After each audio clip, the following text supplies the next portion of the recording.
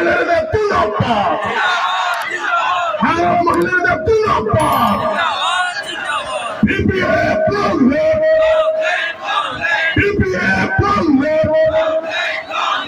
ধন্যবাদ। একচুক নেতৃত্ব দি পেলাই বড় জনগণৰ লগতে আমাৰ এই বড়োলেণ্ড অঞ্চলত বসবাস কৰা সকলো জাতি জনগোষ্ঠীক live and let to live, বাচি থকা আৰু বাচিব দিয়া বুলি এটা নীতি আদৰ্শৰে তেখেতে আন্দোলন কৰি কৈছিল।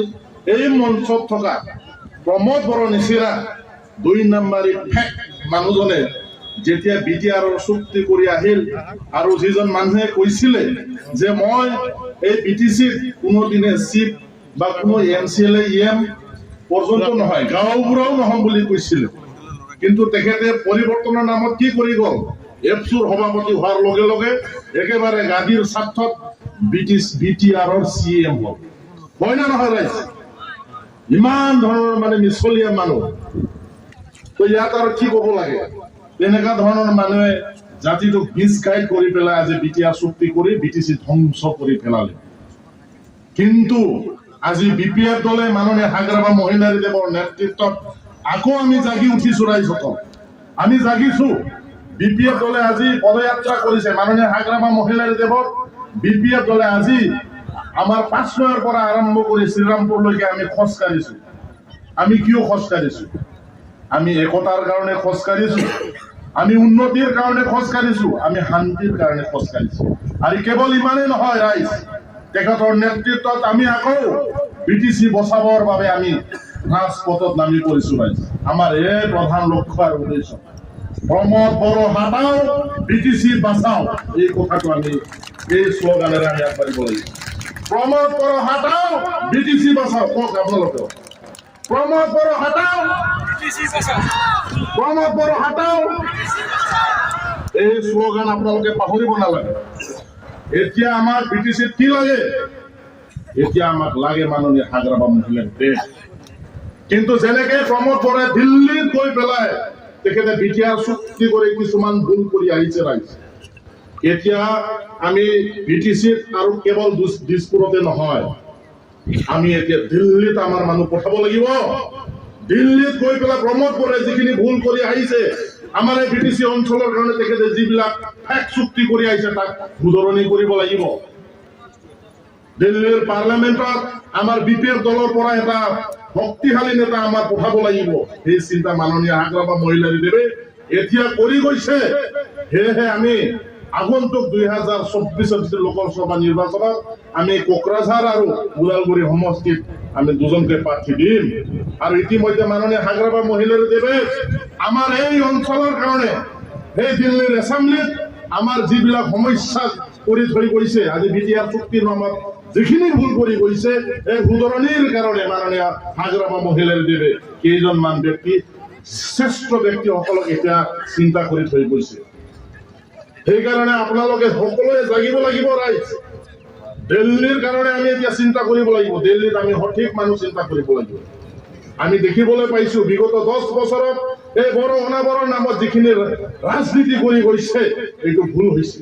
কওক, আমাক কওক এতিয়া, বড়ো অনাবৰৰ নামত ৰাজনীতি কৰি কোন বড়োৰ ক্ষতি হৈছে আৰু কোন অনাবৰৰ মানে সুবিধা হৈছে? কওকচোন, আমাক প্ৰমাণ দিয়ক।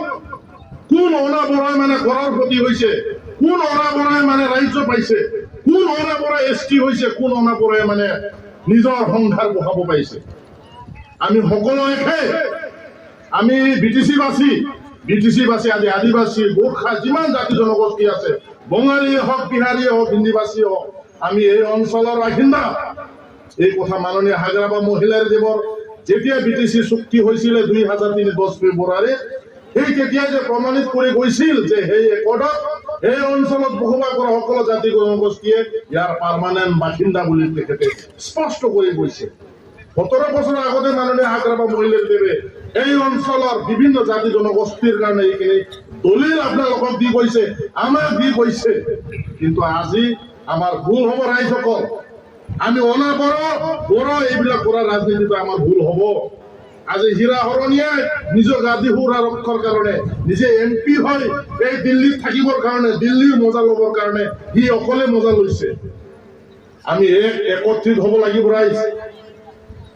আমি একত্ৰিত হ'ব লাগিব কোনো বৰ অনাবৰৰ ইয়াত ঠাই আমি দিব নালাগে তেনেকা ধৰণৰ অনাবৰৰ ৰাজনীতি যদি কোনোবা কৰিছে আমি তাক বুজাব লাগিব তেনেকা ধৰণৰ ৰাজনীতি যাতে আগন্তুক দিনত আমাৰ এই বলৱান অঞ্চলত যাতে আমি হ'ব দিব নালাগে আমি সাৱধান হ'ব লাগিব ৰাইজ হীৰা হৰণি আকৌ আহিব পাৰে তেনেকা ধৰণৰ দালাল চামচা অনাবৰৰ নামত আহিব পাৰে আপোনালোকৰ মাজত আমাৰ মাজত কিন্তু আমি এইবাৰ হকিয়াই দিব লাগিব ৰাইজ আমি একজুট হ'ব লাগিব ৰাজনৈতিক সংগ্ৰাম কৰিব লাগিব এইবাৰ আৰু এইখিনি চিন্তাধাৰা লৈ পেলাই মাননীয় হাগ্ৰামা মহিলাৰী দেৱে আজি বিটিচিৰ সৃষ্টি কৰিছে বিপিএফ দলৰ জন্ম তেখেতে কৰিছে আৰু বিপিএফ দলৰ জন্মত কোনো জাতি ধৰ্ম ভাষা নিৰ্বিশেষে আমি এই অঞ্চলৰ শান্তি প্ৰগতিৰ কাৰণে কাম কৰি গৈছে আজি আমি দেখিব পাইছো যিজন মানুহে খুব গৰামী বুলি কৈছিল মই জাতি প্ৰেমী বুলি কৈছিলে কিন্তু আজি এই বিটিআৰৰ সিএম এইটো চিট নহয় দেই বিটিআৰৰ সিএম হেই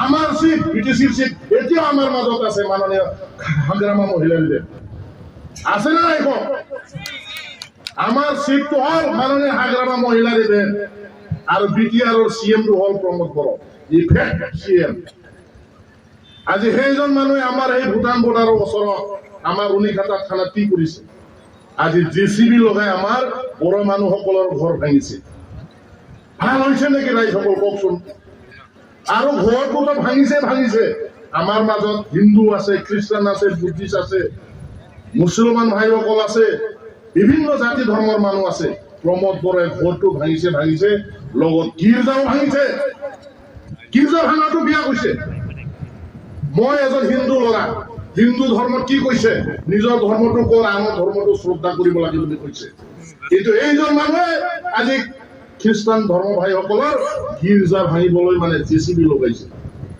এইটো কি ৰাজনীতি হ'ল কি পৰিৱৰ্তন এইটো সেইকাৰণে আপোনালোকে জাগিব লাগিব ৰাইজ আজি এই কিছুমান দলৰ নেতাসকল আহিব হিন্দুক দেখুৱাই খ্ৰীষ্টানক ভয় দেখুৱাব আৰু এইফালে মুছলমানসকলক এই দেখুৱাই পেলাই এইফালে হিন্দুক ভয় দেখুৱাব এইবিলাক শেষ কৰিবলৈ আৰু এইফালে ক'ব এইবিলাক শেষ কৰিব ৰাইজ আমি এতিয়া সেই হিন্দু ধৰ্মৰ বা কোনোবা মুছলমান ধৰ্মৰ বা খ্ৰীষ্টান ধৰ্মৰ আমাৰ বিপিএফৰ তেনেকুৱা ধৰণৰ নীতি আদৰ্শ নাই আমি সকলো ধৰ্ম সকলো জাতি একে আৰু বিটিচি শান্তিৰ কাৰণে আমি কাম কৰিব লাগিব আৰু বিশেষকৈ মই বেছি নকওঁ আমাৰ মাজত চিফ ছাৰ অলৰেডি আহি পাইছে